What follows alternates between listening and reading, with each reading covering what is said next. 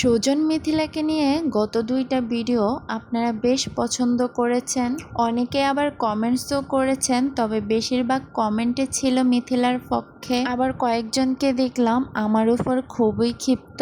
যাই হোক, ভালো খারাপ সব মিলিয়েই মানুষ। আমার গতকালের ভিডিওতে একটা আপু কমেন্ট করেছিল, আপনার হয়তো ছোট ভাই নেই সেই জন্য আপনি বুঝতেছেন না। জি, আমার ছোট ভাই নেই তা ঠিক, কিন্তু আমার বড় ভাই আছে। পৃথিবীতে আপনি হয়তো এমন সংসার খুঁজে পাবেন না যেখানে অশান্তি নেই, কিন্তু এই সমস্যাগুলো আপনাদেরকে বলে কি আমার লাভ হবে? আপনারা কি পারবেন আমার পরিবারের সমস্যাগুলো সমাধান করে দিতে?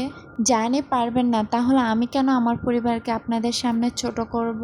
মিথিলার বিয়ের আগে সোনিয়া আক্তার রিমাকে সেটা অনেক মানুষ জানতোই না। মূলত সুজন মিথিলার বিয়ের ব্লগগুলোতেই উনি অনেক পরিচিতি পান। এর আগে মাত্র হাতে কয়েকজন মানুষে হয়তো ওনাকে চিনত।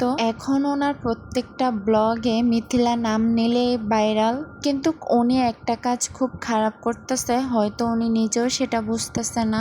মানলাম মিথিলা খারাপ, কিন্তু ওনার এই রুট ব্যবহারের কারণে ওনার ভাইয়ের সাথে ওনাদেরও কিন্তু অনেক দূরত্ব সৃষ্টি হচ্ছে। ইনডিরেক্টলি কিন্তু সুযোগটা ওনারাই করে দিচ্ছে। বড় ভাই বোনেরা অনেক দায়িত্ববান হয়, সেটা আমরা সবাই জানি, কিন্তু দায়িত্বের নামে কেউ আমাদেরকে কন্ট্রোল করবে এটা আমাদের কারোরই পছন্দ না।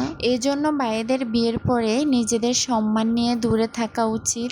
আমি নিজে যেমন আমার সুন্দর একটা সাজানো গোছানো সংসার চাই, তেমন তো আমার ভাইয়ের বউ চাইবে, সেটাই স্বাভাবিক। নিজেরটা 16 আনা, আরেকজনকে আমি 1 আনাও ছাড়বো না, সেটা তো ঠিক না ভাই।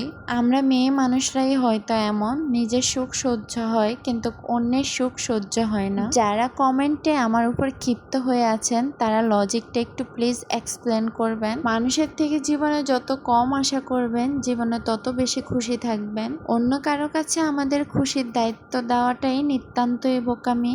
দিন শেষে ভাই কেউ কারো মনের মতো 100% কখনোই হতে পারে না।